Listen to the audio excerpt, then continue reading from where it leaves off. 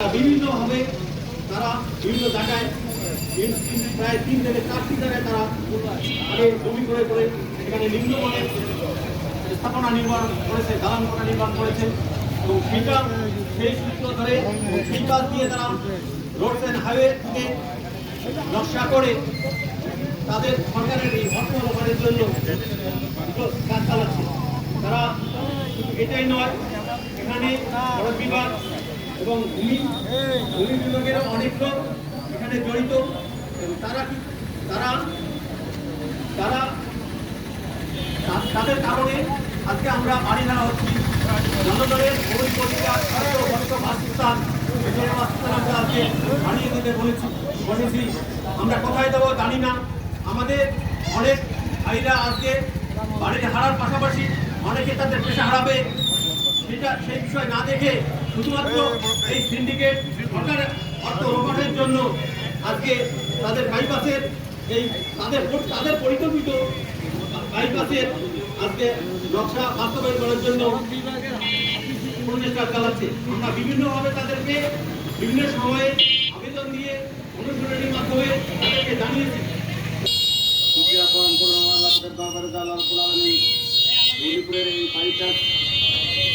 রাস্তার জন্য মানববন্ধন করার জন্য সমস্ত থাকি আমি সাংবাদিক বন্ধু ভাইরা আমরা প্রতিবাদ জানার জন্য আজকে সমবেত এখানে একত্রিত হয়েছি। আসলে এই রাস্তাটা অলিপুরের জন্য যদিও বাইপাস জরুরি। আমি প্রাক্তন মন্ত্রী মাইদুল ইসলাম সাহেবকে আমি রিকোয়েস্ট করেছিলাম যে রাস্তাটা অলিপুরে বাইপাসের প্রয়োজন এবং বাইপাস রাস্তা দ্রুত গতিতে করা হোক।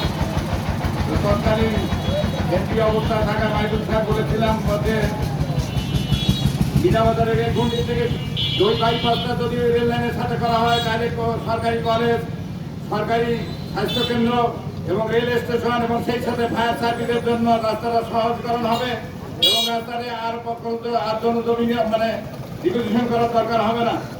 তৎকালীন মাইদুল সাহেব জীবিত অবস্থায় ওনাকে বলার পরে উনি বললেন যে এইটা তো হবে না। আমি বললাম কারণটা কি না হওয়ার পিছনে কারণটা কি আপনি বলুন। তো বলে রেলের জায়গা সড়ক বিভাগকে দিবে না। আমি বললাম আশ্চর্য লাগতেছে আপনার কথাটা শুনে যে কুড়িগ্রাম থেকে তিস্তা পর্যন্ত বাইপাস রেল হয়ে গেল, রেলের পাশে বাইপাস রাস্তা সড়ক হয়ে গেল, সড়ক বিভাগ নিয়ে নিল। এইটা কোন বাংলাদেশ?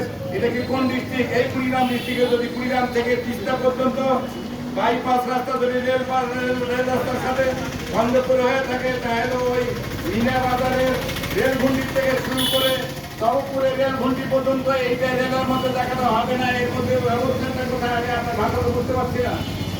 তো এত কিছু ভালো বলার পরেও ওরা অবস্থা পিছন দিয়ে যাবে। এখন যে রাস্তাটা ব্রিটিশ সরকারের যে সাবেক এমপি মহোদয় যে রাস্তাটাকে এই হেলিপোর্ট থেকে শুরু করে হায়াতখান পর্যন্ত যে একটা রাস্তা নিয়ে আমিন মোড়ে লাগানো হচ্ছে, এই রাস্তাটা আপনারা সরকারকে দেখলে বুঝতে পারবেন যে এটা রাস্তা বাইপাস হবে না, এটা বাইপাস হবে। যেটা এখন এই উলিপুরের এই